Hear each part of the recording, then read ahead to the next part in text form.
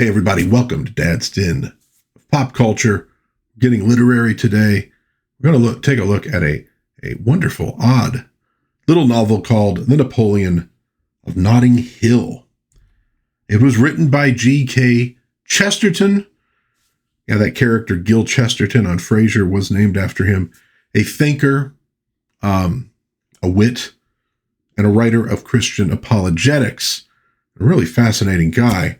He wrote this book in 1904 and set it 80 years in the future. Therefore, it is a prophetic look at a very odd England in 1984.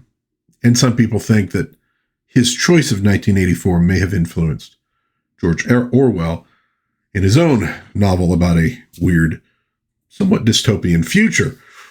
The book has illustrations by W. Graham Robertson, and we're going to look at those while I blather on about this book. Well, the book begins with a rather long poem. Oh, okay, I know for a lot of modern people, poetry is important. It's really worth reading. The poem begins with these lines: "For every tiny town or place, God made the stars, especially." And of course, he's not just writing it to be pretty. There's some meaning there. Every tiny town or place. Chesterton was not enamored of the changing world in which he lived. In that respect, you could compare him to, say, J.R.R. Tolkien, and really a lot of writers, artists, poets of that time period who were dealing with modernity, the Industrial Revolution, etc., the world being drained of wonder and color. And he knew how terrible a thing this would be. And I think that the world we're living in right now, in some respects, you can see what he was talking about. He did his part to try to inject wonder back into the world and to fight in its defense with the things that he wrote. And he also was well known for sort of championing the small against the large. David versus Goliath. Because the large, the mechanical, it's bland, it's soul-crushing. He was not a big fan of the march of progress. He predicts in the opening chapters of the book a world in which, as he says, all things will grow forever until something amazing happens. In his England, and really the entire world of 1984, there are no more revolutions, no democracy, no police, no military. Everything is sort of mechanical and dull under a sort of despotism. People are in ruts, and they don't seem to know any better. Chesterton believes that democracy must ever lead eventually to despotism, and he's talking about that in this volume. Well, into this world comes Oberon Quinn. Now, Oberon is spelled with an A-U, but you might assume his name is in reference to Oberon, the king of fairyland. Fairies, of course, being mischief makers, where most men and his friends, if you can call them that in particular, are businesslike and dull, going about things the way they always go about things. He has an artistic streak and a sense of humor. Now, it so happens that in 1984, the King of England is chosen at random. Now, he's an absolute ruler, but most just use the opportunity to live in a palace and eat well and not really worry about anything. But not so Oberon Quinn.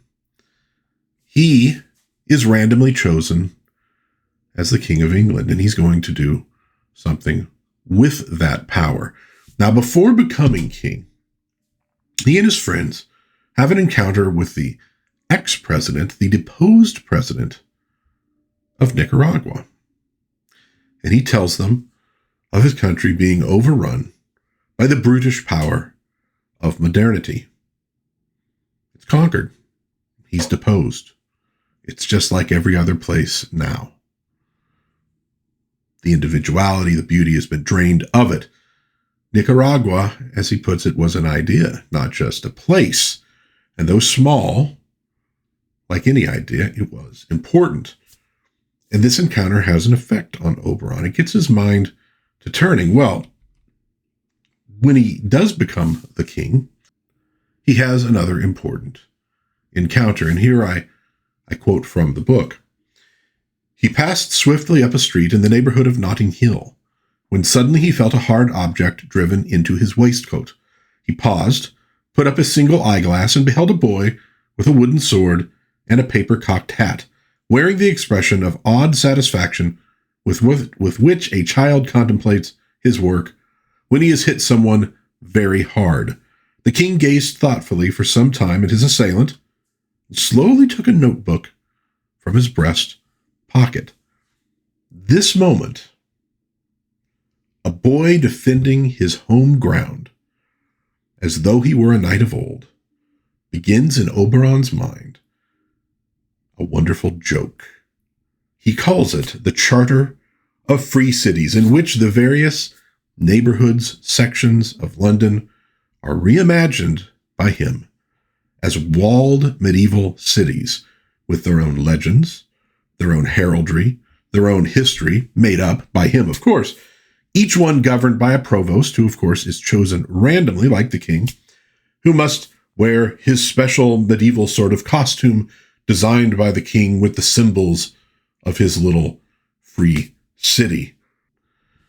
Now, of course, people in this very mechanical, dull place are not really thrilled with this. As Chesterton says, Londoners had no particular objection to the king making a fool of himself, but they became indignant when it became evident that he wished to make fools of them, and protests began to come in. And these are protests which delight the king, and of course, which he completely ignores. And this joke goes on for about 20 years or so, annoying people, but not doing any real harm to anyone. But then Adam Wayne comes upon the scene. Now, again, think of the symbolism in names. Adam, the first man of a new world. Wane may be a reference to, like the moon waning before it waxes once again, the cycles of things. Adam Wayne is randomly chosen to be provost of Notting Hill. And Adam Wayne, a young man, believes in the Charter of Cities. He is a patriot of Notting Hill. He takes the joke seriously. Now, of course, this is really funny to the king. This is funnier than anything. But Adam Wayne has a problem.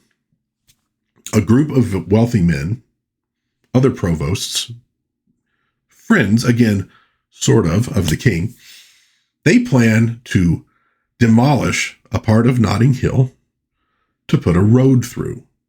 The March of Progress, of course. And Wayne means to have none of it. You are not going to step into my sacred land and tear things down for this road. Now, this is the only stumbling block, and it drives these developers crazy. They don't like taking no for an answer. They call him, Adam Wayne, mad, and the king responds, "Yes," he cried in a voice of exultation. "The whole world is mad, but Adam Wayne and me. It is true as death what I told you long ago, James Barker. Seriousness sends men mad. You are mad because you care for politics, as mad as a man who collects tram tickets. Buck is mad because he cares for money, as mad as a man who lives on opium.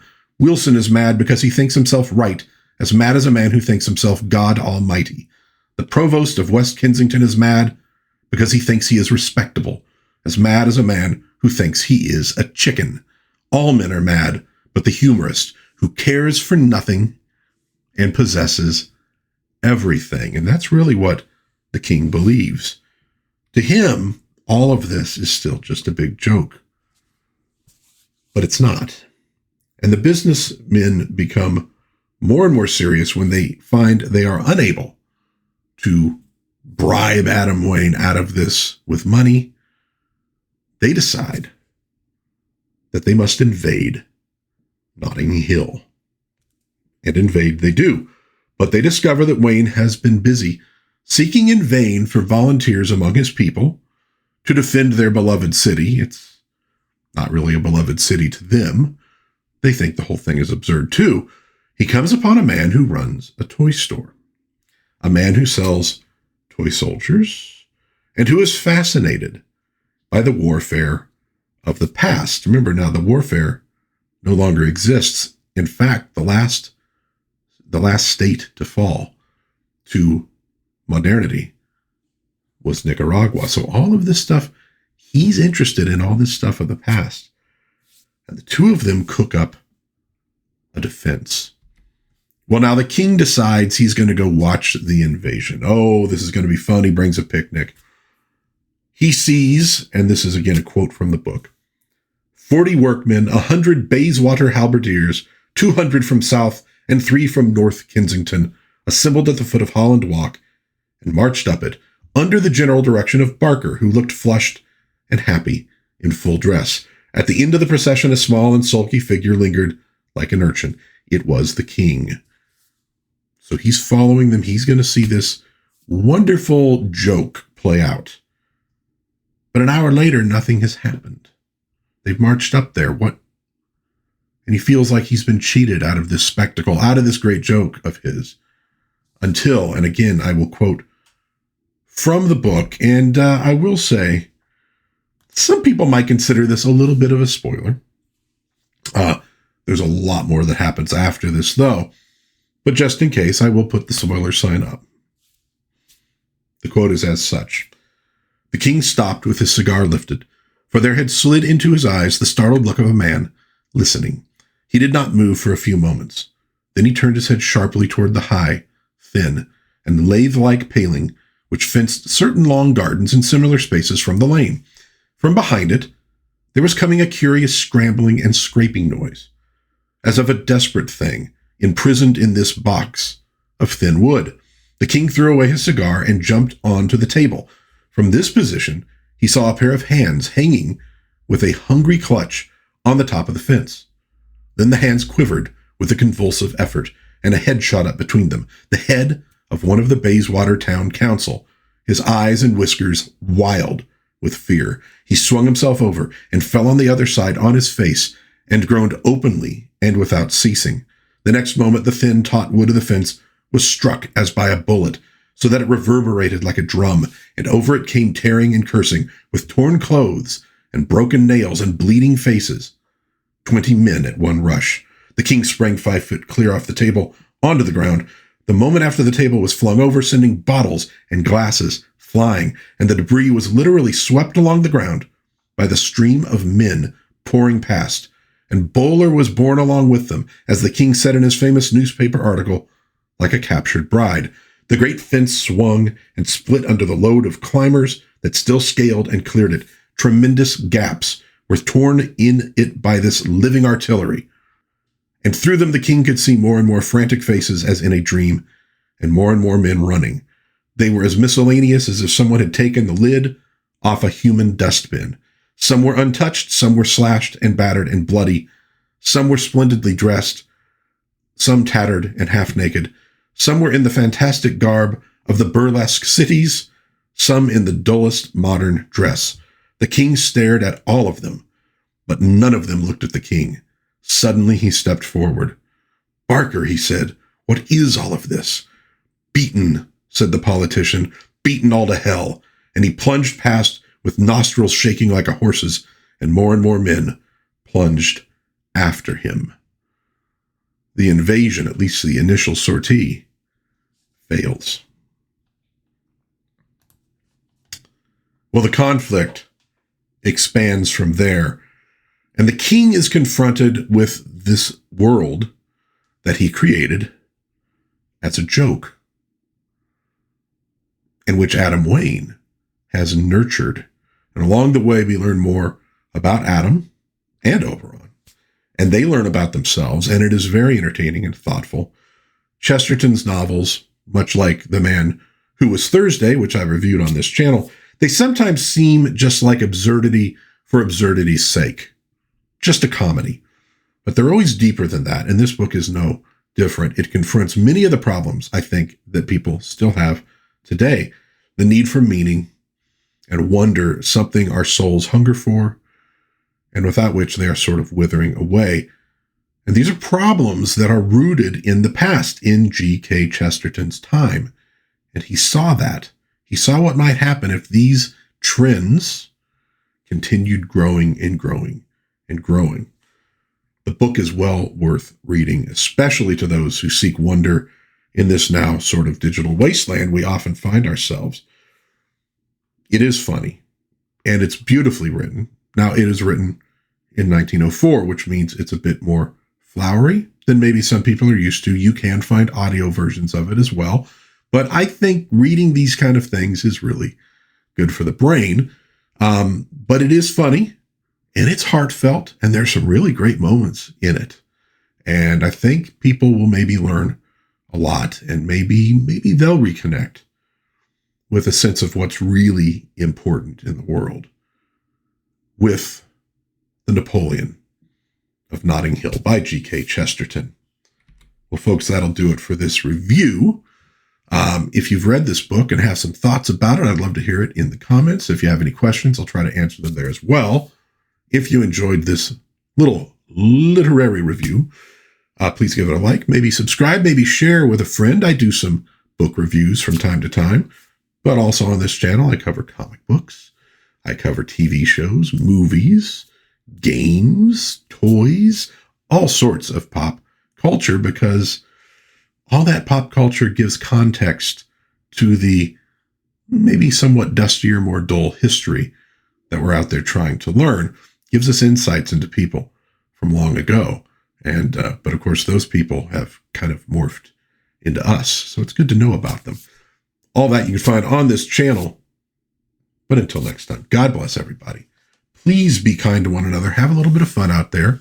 Read a little Chesterton. It's good for you. And I will hopefully see you again soon in Dad's Den of Pop Culture. Bye-bye.